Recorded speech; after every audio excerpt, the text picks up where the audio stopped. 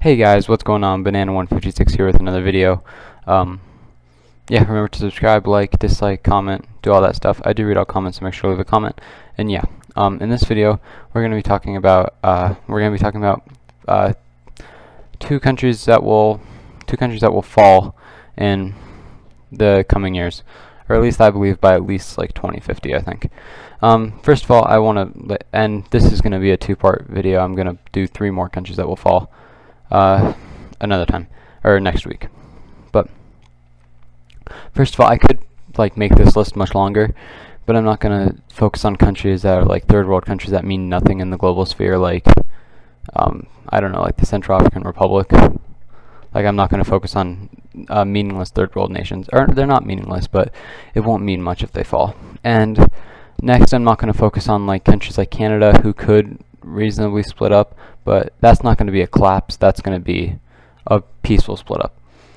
So yeah, I'm not going to focus on third world countries that don't really mean much, and I'm not going to focus on first world nations where it would most likely be peaceful. So a lot of the countries I'm going to talk about today are in early stages of industrialization, and this is really common for countries in early stages of industrialization, because when countries are first industrializing, it means they're very susceptible to huge wealth inequality gaps, and it means that they are very susceptible to things like revolution or things like that. That's like why the Civil War happened in the 1860s in America, why there was a German Revolution, why there was the Russian Revolution in 1920. All these things happen because of early industrialization, and like the main factors that cause this are like population growth, rising inequality, like I said, rising wealth inequality, and like massive social upheaval from moving moving from an agricultural society to an industrialized society, and then crowding because of urbanization. Those are like the four main factors that happen because of early stage industrialization. So yeah, what are the five main factors that would cause these countries to break up? The first one is a declining American influence. If you guys don't know this, America is starting to pull out a lot of influence in a lot of the world, like Africa and a lot of these other continents that are, that are very susceptible, or very early on in their industrialization, very susceptible to collapse. America is pulling out influence, and that could lead to a power gap, or not really a power gap. So let me back up real quick. A lot of the nations in Africa aren't really supposed to be there. They were just, the borders don't make sense. They don't make sense ethnically or geographically because they were drawn up by European diplomats. And so that means that the nations really shouldn't exist, and forcing nation states on Africa really doesn't make sense because nation states really weren't common there, or they weren't really there at all until Europe got there. So it doesn't make sense to have nation states there, and the borders also don't make sense because they're not ethnically or geographically divided up correctly. So, and the only reason these countries exist is because America supports them to exist, and stuff like the UN make sure they stay in place. But America is starting to pull out of areas and stop paying as much attention to Africa and the Middle East and such. So America's gonna mainly focus on like being in Europe and the Far East and maybe South America, but they're gonna start pulling out of places like Africa and the Middle East, which could cause a lot of countries to fall because they shouldn't have existed to begin with. The next thing is collapsing capital. A lot of European countries and Canada are getting quite old, meaning that they're going to need their capital is decreasing, and that will mean that there will be less capital for these countries to keep their growth going, which could lead to some bad things happening there. And the next is global warming. I think that's pretty obvious why that would cause a thing, because it would make a lot of areas near inhabitable, and a lot of people need to move. And this plays off of global warming. A lot of the Western countries like Europe and America are trying to stop immigration, or not, like they're trying to slow down immigration, which global warming coming up will displace a lot of people, meaning if immigration isn't allowed into Europe and America, it'll make it very hard for these countries because there's going to be a lot of people that will be displaced because of it. And yeah, so those are the factors that I'm going to be mainly talking about. And the first country I want to talk about is Egypt. And I mentioned this in my Water Wars video because I think it's pretty obvious why I think Egypt is going to fall pretty soon. Now, the first main reason I mentioned in my wars video is Ethiopia is damming up their water supply, meaning that Egypt their water supply will be significantly lessened because of Ethiopia's dams. And not only that, Sudan is Ethiopia's ally, so Egypt would have to go to war with Sudan and Ethiopia, which is just very, which isn't good. It isn't good at all. And yeah, Egypt would most likely lose that war. But I don't think Ethiopia would keep them because Ethiopia itself is an early stage of industrialization, and Egypt really doesn't have much that Ethiopia would want. But yeah, so that's the first main reason. The next reason is going to be rising inequality.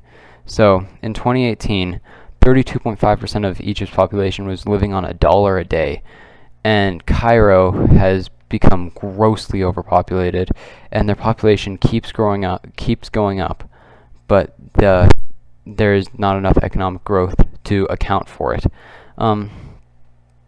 So yeah, that's another thing. The economy isn't growing fast enough to keep up with the population growth, so it will be that's a huge destabilization factor for them as well. The next main factor is the Egyptian elites are incredibly out of touch and are just dumb. So they're trying to build, because Cairo is becoming so grossly overpopulated, and is becoming so grossly overpopulated, they want to build a new capital called the New Administrative Capital, which is an incredibly creative name. But they want to build like a capital that's very grand, a lot of museums, there's going to be theme parks even, and they said they want to build a water park in a country that is running out of water, which is a great idea.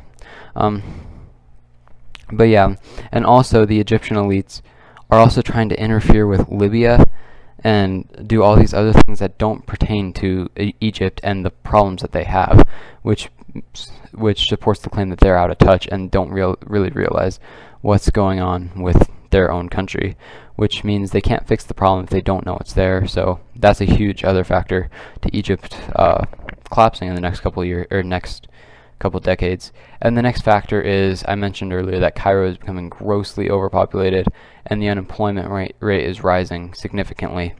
And that means that a lot of people will be in Cairo, and a lot of them will be unemployed, meaning that they can meet up and they're going to be mad at their government because they're unemployed and the government isn't doing the right things.